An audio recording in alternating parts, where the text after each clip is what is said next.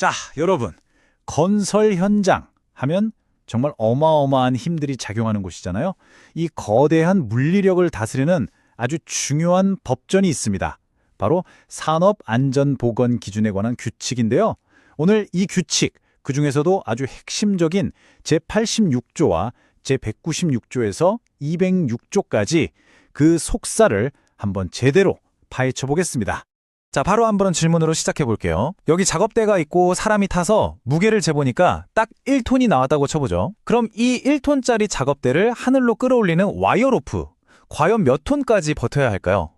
상식적으로 생각하면 뭐 한 1.5톤? 아니 좀 넉넉하게 잡아서 2톤? 그 정도면 되지 않을까? 보통 이렇게 생각하기 쉽죠. 그런데 정답은 놀라지 마세요. 무려 5톤입니다. 5배요, 5배.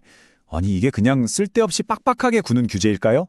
아니면 이 숫자 뒤에 우리가 미처 생각지 못한 어떤 차가운 물리학의 법칙이 숨어 있는 걸까요?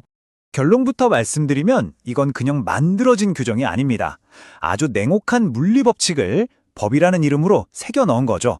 자, 그래서 오늘 이 시간에는요, 이 엄격해 보이는 숫자들 뒤에 어떤 과학이 숨어 있는지 한번 제대로 들여다보겠습니다. 좋습니다. 먼저 하늘부터 시작하죠. 끝없이 우리를 끌어당기는 중력과의 싸움, 바로 이 고소작업 현장에서 벌어지는 이야기입니다. 아까 그 미스테리한 숫자, 5의 비밀이 바로 여기서 풀립니다. 지금 보시는 기준 규칙 제186조 제1항이거든요. 여기에 아주 명확하게 적혀 있죠. 와이어로프의 안전율은 5 이상이어야 한다. 여기서 중요한 건 이상이라는 단어예요. 이게 바로 법이 정한 절대 물러설 수 없는 마지노선이라는 뜻입니다. 아니, 근데 왜 하필 5배씩이나 필요할까요? 그 핵심은 바로 정지하중과 동하중의 차이를 이해하는 데 있습니다. 그러니까 1톤이라는 건 그냥 가만히 있을 때의 무게, 이게 정지하중이에요. 근데 생각해보세요. 공중에 매달린 작업대가 바람에 흔들리기도 하고 올라가다가 갑자기 멈추기도 하잖아요. 바로 이런 움직이는 힘, 이걸 동하중이라고 하는데 이게 순간적으로 로프에 걸리는 무게를 확 몇 배로 늘려버리는 거죠. 바로 그래서 법이 그렇게 단호한 겁니다. 5 미만도 안 되고 5 이하도 아니에요. 어떤 변수가 생기든 무슨 일이 있어도 절대 무너지면 안 되는 최후의 보루, 바로 5 이상이라는 절대적인 숫자를 못 박아 놓은 거죠. 말하자면 예측하기 힘든 물리현상의 불확실성을 아주 강력한 법의 힘으로 찍어 눌러버린 셈이다. 같은 186조를 보면 또 두 가지 무서운 상황을 막기 위한 조항이 있어요. 바로 이상저하와 최대 지면 경사각 초과입니다. 자, 먼저 이상저하는 말 그대로 유압이 갑자기 훅 빠져버리는 상황이에요. 여러분, 유압 실린더라는 게 보이지 않는 액체 기둥으로 받치고 있는 거거든요. 근데 이 기둥이 순식간에 사라져버린다? 상상만 해도 끔찍하죠. 그냥 바로 자연악화로 이어지는 겁니다. 그리고 또 하나, 최대 지면 경사각을 초과하지 말라는 규정도 아주 중요합니다. 이건 지렛대 원리를 떠올리면 쉬워요. 차량 본체가 받침점이고 길게 뻗은 붐이 지렛대라고 한번 상상해 보세요. 이 붐을 허용된 각도보다 더 높이, 더 멀리 뻗으면 어떻게 될까요? 무게중심이 차량 바깥으로 넘어가 버리면서 그냥 속수무책으로 넘어가 버리는 거죠. 이게 바로 전도사고입니다. 자, 그럼 이 고소작업대의 하늘 높이 쭉 뻗은 상태에서 그대로 움직인다고 한번 상상해 보실래요? 이건 마치 무게중심이 저 꼭대기에 있는 시계추를 거꾸로 세워놓은 것과 똑같아요. 이걸 물리학에서 역진자 모델이라고 부르는데 한마디로 엄청나게 불안정한 상태라는 뜻입니다. 이렇게 거꾸로 선 시계추 같은 상태에서는요, 바닥에서 생긴 아주 작은 충격이 저 위에서는 어마어마한 흔들림으로 증폭됩니다. 예를 들어서 바퀴가 겨우 5cm짜리 돌멩이 하나를 밟았을 뿐인데 저 20m 위에서는 작업대가 막 2m 넘게 좌우로 흔들릴 수 있다는 거예요.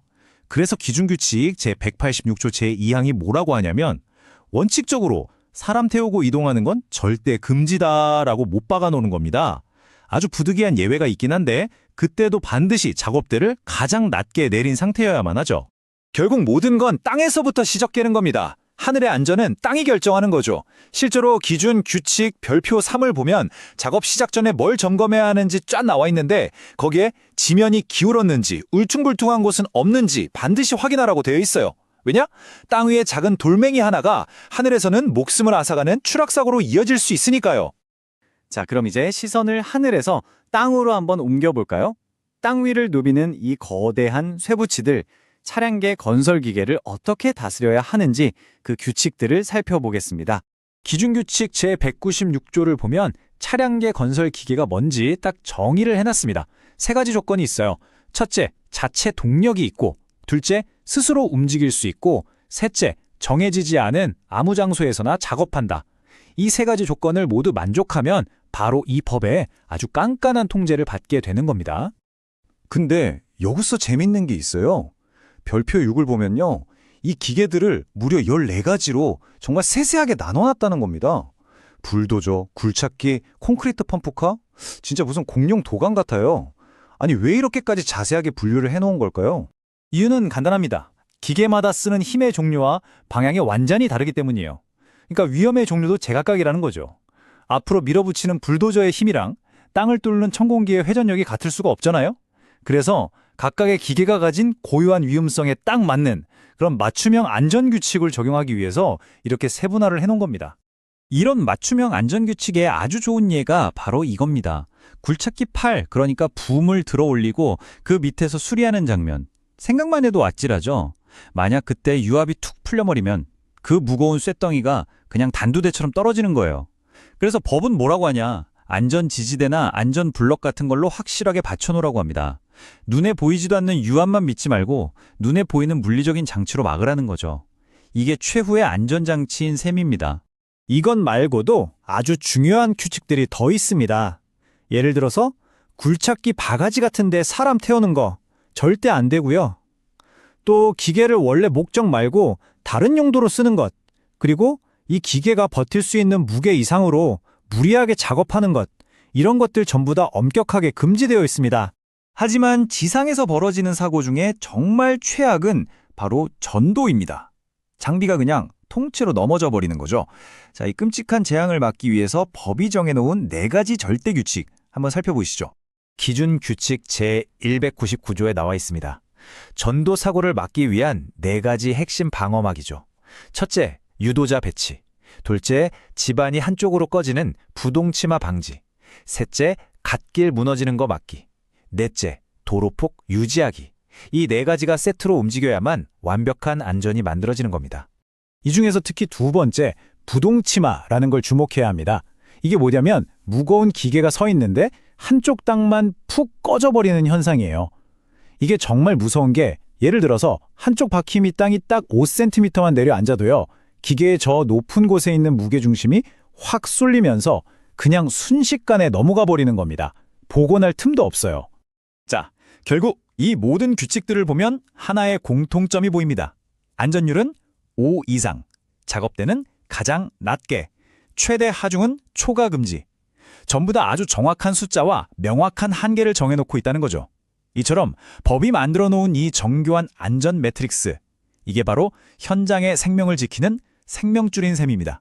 자, 여기까지 쭉 살펴봤는데요. 이 모든 정교한 규칙들, 사실 여기에는 아주 중요한 거대한 전제 조건이 하나 숨어 있습니다. 그건 바로 모든 기계의 운전석에는 사람이 앉아서 직접 조종하고 있다는 거죠. 그런데 말입니다. 이제 곧 인공지능이 알아서 땅을 파고 자율주행으로 흙을 실어 나르는 그런 시대가 오고 있잖아요. 운전석에 아무도 없는 거죠. 그렇다면 이 기계들을 위한 안전규칙은 과연 어떻게 바뀌어야 할까요? 지금까지의 규칙은 전부 인간의 판단력과 반응 속도를 기준으로 만들어졌는데 초당 수백만 번을 계산하는 AI의 세계에서는 완전히 다른 기준이 필요할 겁니다. 과연 AI의 안전율은 몇 이상으로 정해야 할까요? 이 질문을 여러분께 남겨드리면서 오늘 이야기는 여기서 마무리하겠습니다.